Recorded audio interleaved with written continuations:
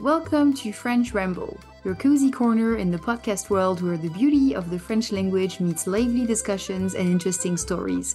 Whether you're taking your first steps in French or looking to immerse yourself further, join me for a fun and slow-paced journey through book reviews, cultural deep dives, personal tales, and travel escapades. So, grab your favorite drink, get comfortable, and let's explore the richness of French life and language together. Bienvenue et bonne écoute! Aujourd'hui, je voudrais vous parler de mon expérience avec la pâtisserie française. Alors, ça va vraiment être du ramble parce que je n'ai pas du tout préparé ce que je vais vous raconter aujourd'hui. En fait, je voulais un peu parler de ça parce que en ce moment, je suis dans une initiative d'apprentissage, de découverte de la pâtisserie française. Alors, j'étais surtout une experte dans le fait de manger de la pâtisserie française, mais c'est vrai que j'ai jamais pris le temps d'apprendre à faire ces choses-là. Et pourtant, j'adore ça. J'adore comprendre comment sont faites les choses et apprendre à le faire moi-même. Et j'adore ça. Et donc, j'ai commencé avec le pain au levain. So that's sourdough bread.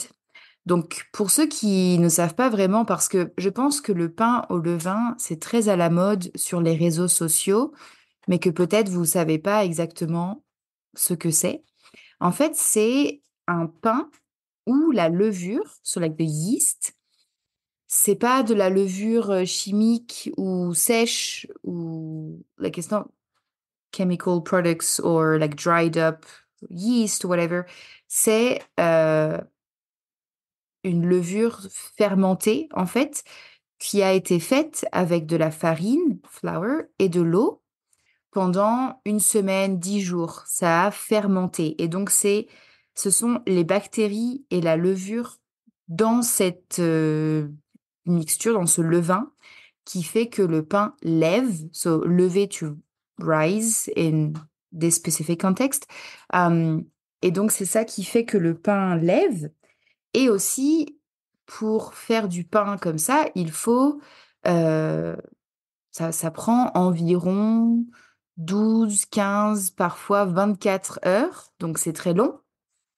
C'est pas difficile en fait, mais c'est vrai que il faut bien comprendre comment ça fonctionne, le levain et quels sont les signes qu'il faut chercher quoi quand on observe notre pâte, like our dough. Et donc ça, c'était la première chose que j'ai commencé ici. Donc j'ai fait des boules de pain, like bread loaves. Ensuite, j'ai commencé les baguettes. Ensuite, j'étais prise comment dire, d'un peu d'une fantaisie que je pourrais un jour être boulangère. Alors, like a baker, like from a bakery.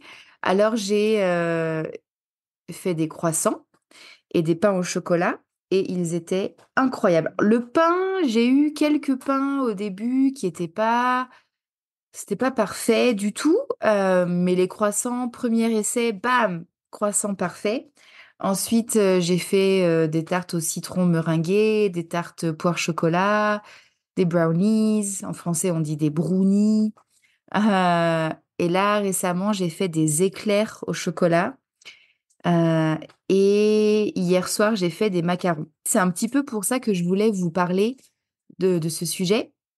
C'est que c'est très difficile parce que il faut avoir la bonne recette de good recipe.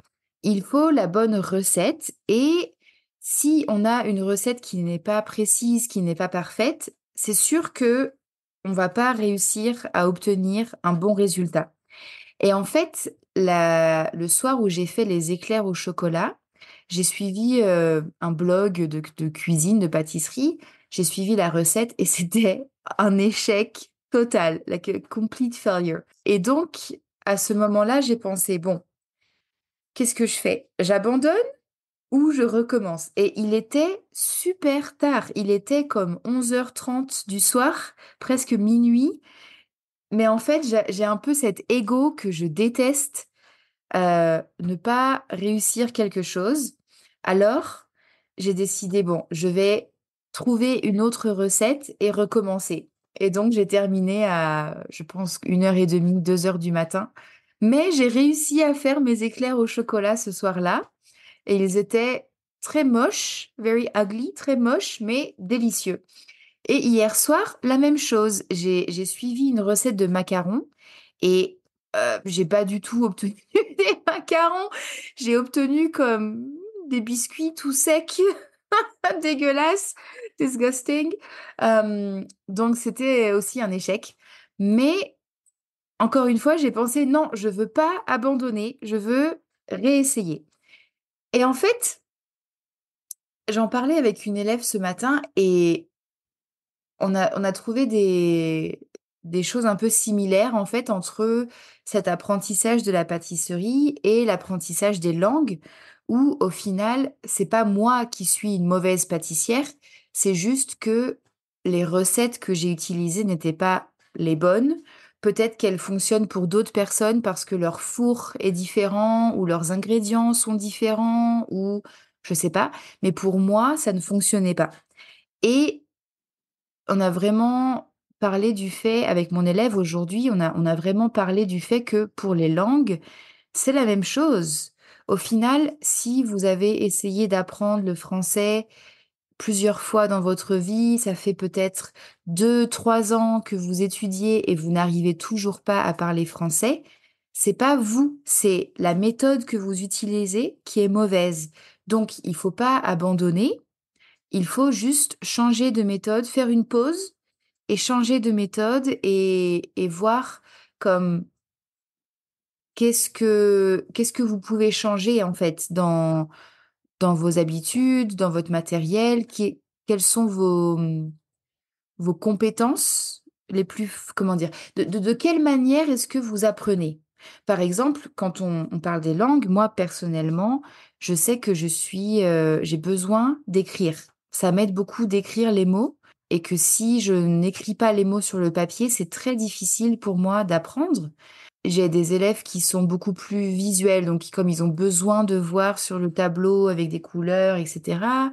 D'autres élèves qui ont besoin d'entendre les mots, d'écouter et voilà. Et donc tout le monde est différent. J'ai des élèves qui ont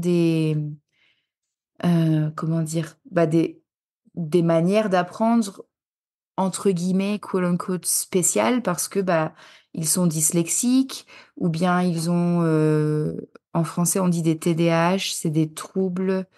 Wait, what's the D in ADHD? I don't remember. Anyway, TDAH is ADHD. Look up what the letters mean. Euh, voilà, donc ils ont des difficultés pour se concentrer.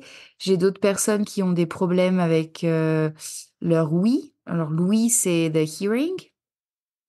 J'ai vraiment des gens de toutes les capacités, toutes les expériences intellectuelles et académiques, et tout le monde apprend. Il faut juste adapter sa méthode. Alors, voilà, c'est parfois plus difficile pour certaines personnes de trouver des méthodes qui leur correspondent, mais il faut pas abandonner, il faut continuer à essayer parce que, et je sais que c'est une métaphore tellement cheesy, mais je vous jure, et ça, mon conseil, ça vaut pour la pâtisserie française et pour les langues, il faut continuer d'essayer. Vraiment, parce qu'au final, vous n'avez rien à perdre. You have nothing to lose. Parce que si aujourd'hui, vous ne parlez pas français et que vous essayez, vous essayez, vous essayez, et dans un an, vous ne parlez pas français, bah vraiment, vous avez seulement perdu votre temps et votre énergie. Mais c'est pas la fin du monde. Euh, mais peut-être que si vous continuez à essayer, dans un an, vous parlerez français et donc vous aurez gagné beaucoup, beaucoup de choses pour votre vie. Et donc, voilà, je pense que c'est comme moi hier soir. J'ai pensé, bon, là, j'ai pas de macarons. Donc, si je réessaye une fois de plus, le pire qui puisse arriver, c'est que je reviens à la case départ. I'm back at square. Ah, at or to square one? Someone teach me English, please. Donc voilà, il y a pas grand-chose à perdre, en fait et mon élève, par exemple, elle est professeure de yoga et elle voyait aussi des choses similaires dans le yoga, le fait de persévérer, de travailler tous les jours avec vraiment discipline et de continuer à essayer, de chercher des méthodes différentes et cetera et donc voilà, c'était un petit podcast, court et un peu cucul-à-praline. Cucul-à-praline, ça veut dire, cheesy, un peu cucul-à-praline, pour vous motiver à faire de la pâtisserie française et à apprendre les langues et aussi, un autre conseil, il y a beaucoup de gens qui ont très peur de faire de la pâtisserie française. Moi, je vais vous dire, ça il faut pas avoir peur. Il faut juste trouver la bonne recette et surtout, il faut suivre les étapes très précisément. Alors quand on cuisine, on peut mettre comme 1 cup of sugar. Non, quand on fait de la pâtisserie, il faut mettre exactement 37 grammes de sucre ou bien 80 grammes de blanc d'œuf. Donc la pâtisserie, c'est extrêmement précis, c'est pas comme la cuisine et je pense qu'au final, hem, c'est plus nécessaire d'avoir du talent quand on fait de la cuisine que pour la pâtisserie. Parce que moi, pour cuisiner, par exemple, je suis pas très douée. I'm not very gifted or talented. Parce que si je goûte une sauce, if I taste a sauce, je peux pas dire comme je dois ajouter du sel ou I need to add some salt or I need to add like this herb or oh it would taste good if I added da da da. Aucune idée. No idea. Vraiment, j'ai aucune idée.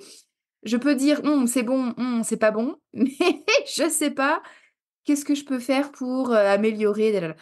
Alors que la pâtisserie, il y a pas besoin. La pâtisserie, c'est juste, heu, faire attention aux détails et bien suivre toutes les étapes de la recette avec précision. Donc voilà, lancez-vous dans la pâtisserie française, vous verrez, c'est tellement fun et surtout le plaisir, mais vraiment le plaisir de manger son propre pain, sa propre baguette, like your own baguette that you made, or your own very, very ugly éclair au chocolat that tastes delicious but look awful. Like, it's such a pleasure, like, oh, so amazing. Alors, c'est tout pour ce podcast très chaotique. Je vous dis à bientôt!